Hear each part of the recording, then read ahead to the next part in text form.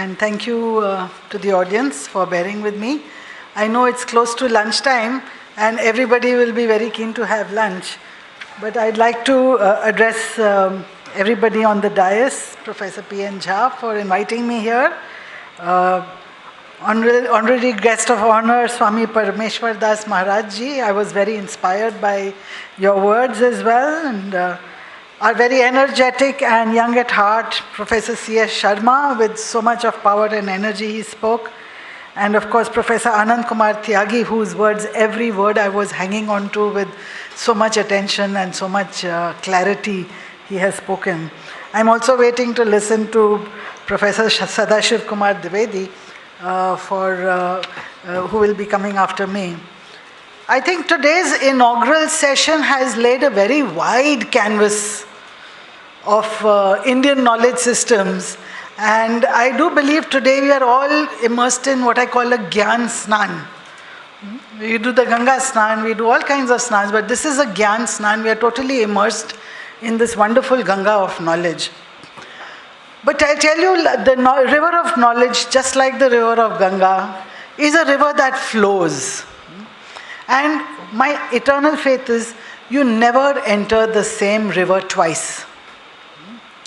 You never enter the same rivers twice. You can stand on the banks of the river Ganga, you can have a snan, and you come out.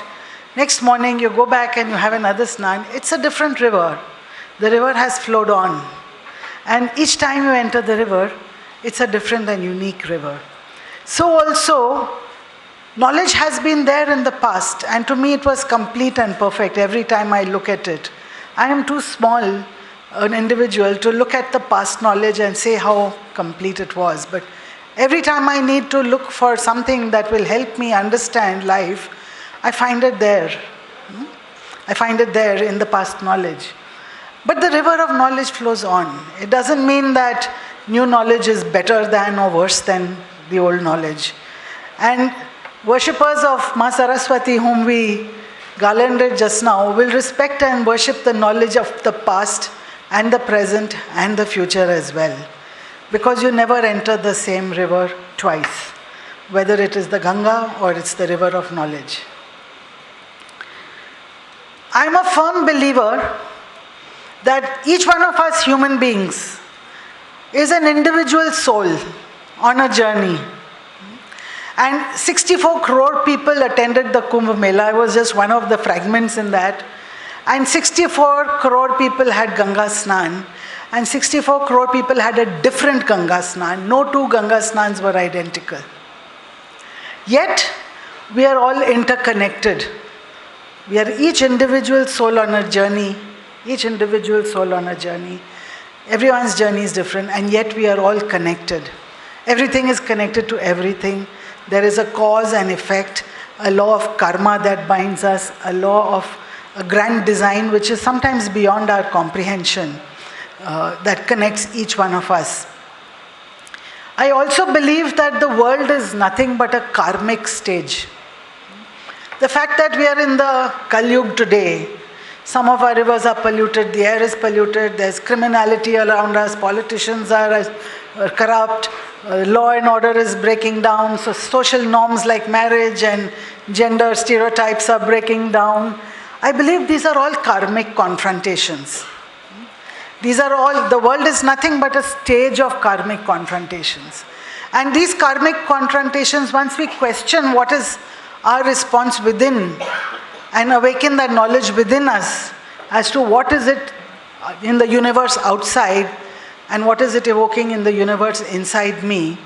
And that is the journey that will lead us to liberation and to moksha, if there is such a thing as liberation and moksha. But yes, the world is a karmic stage, and we are all confronting our karma in our thoughts, actions, feelings, deeds, in every moment in our lives, the choices that we make. So having said that, I do believe that every human being is as unique, but also every human being is, core nature of human is we are very eclectic in nature. We are very eclectic. What do I mean by the word eclectic? You can Google it if you want. The word eclectic means in philosophy is that we pick and choose the gyan, the knowledge that works for us. So I encounter somebody who says something to me and it's wonderful and it evokes a great memory in me, and I make that knowledge mine and I live by it. And sometimes I look within me, I have some insight, I come up with something, I make that knowledge mine, I pick that up. So being eclectic means each one of us have a unique, implicit knowledge system that we collect over the years, and as we grow and we mature, it becomes our world and our reality. So having said that, it becomes a little, for me in my life, very inane to offer, some shastra or some shloka or something, some gyan, which I don't know what impact it will have on others. But yet, I will still do my best. I am a product of modern India. I lived in big cities all my life. Educated in English medium, in semi-westernized in convent education and senior Cambridge and universities that are a product of modern India. I have lived and grown up in this milieu. I tried a couple of times to dive deep into knowledge systems which were not a part of my everyday life.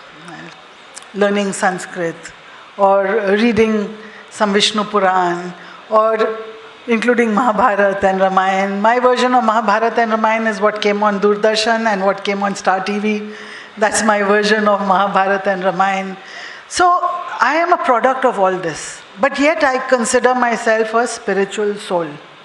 Yet I consider myself in every moment looking at what are the confrontations life is bringing me to and what does it tell me about myself.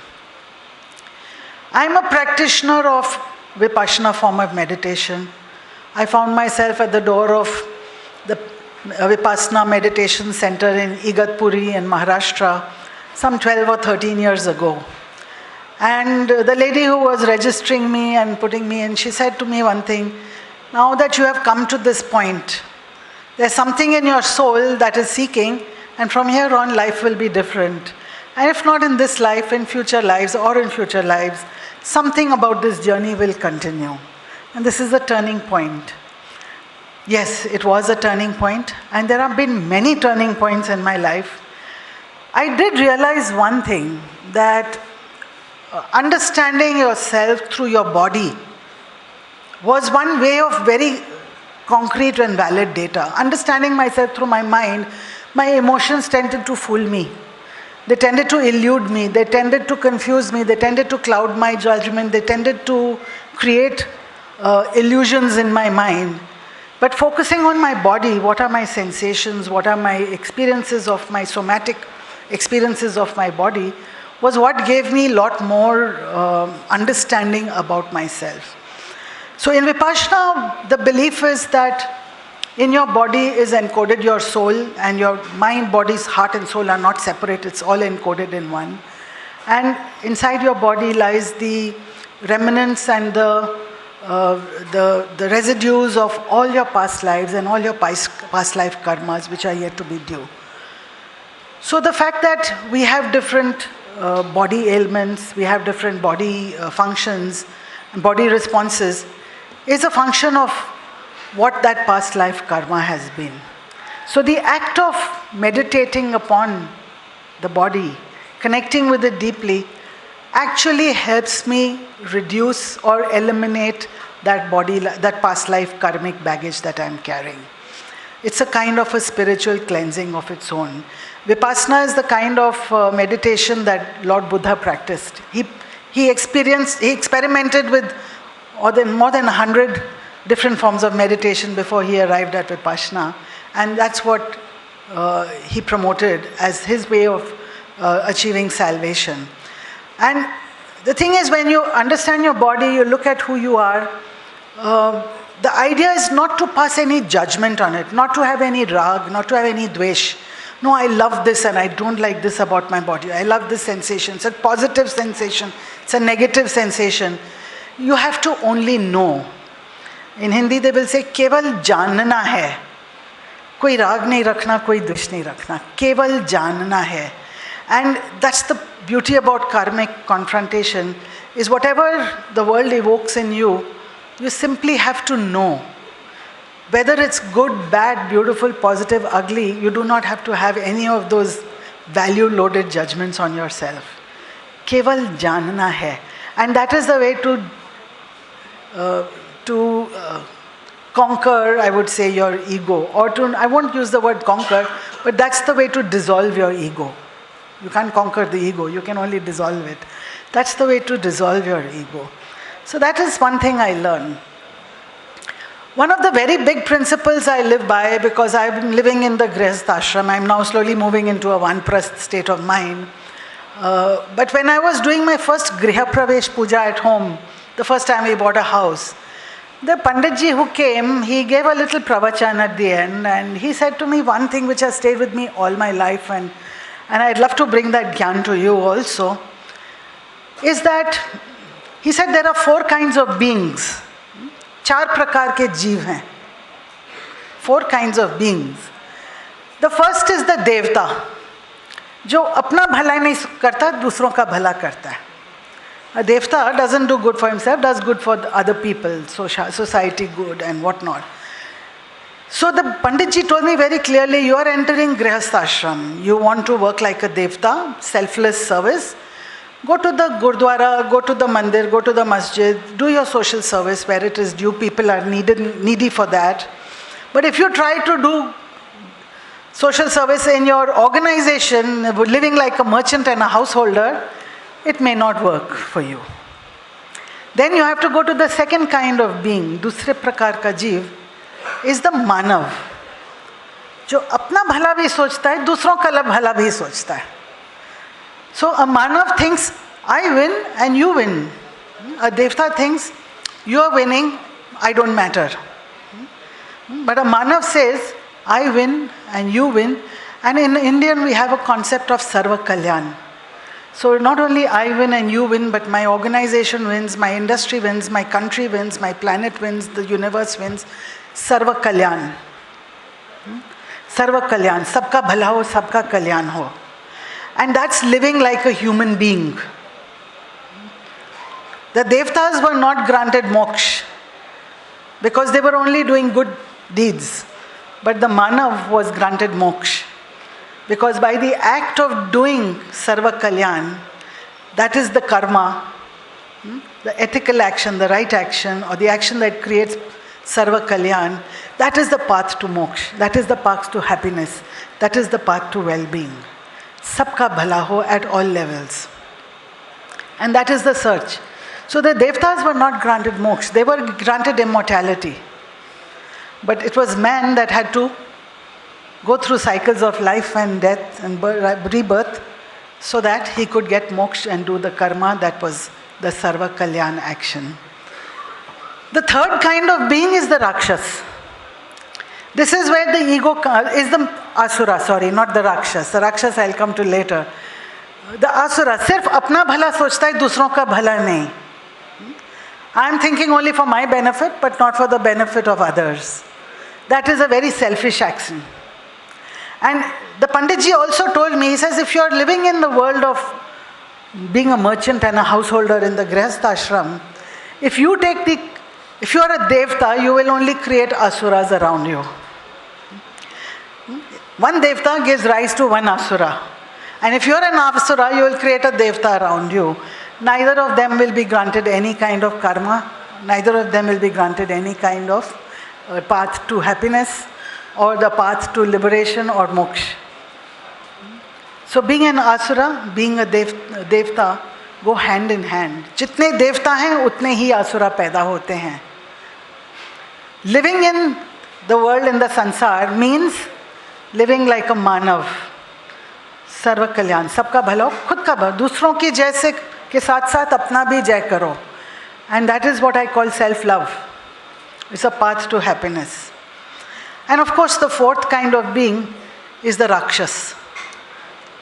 जो अपना भला चाहे होना हो, दूसरों का भला चाहे होना हो, वो तो सर्वनाशी करता है. This is the destructive element that destroys social order, that destroys faith, that destroys belief, that destroys knowledge. That is the Rakshas. That is doubt, skepticism, cynicism, inability to believe and have faith that the world is going to be better tomorrow. These are all Rakshas inside us we have to conquer. And we have to keep, because these Rakshas lives inside me and lives in society and lives everywhere.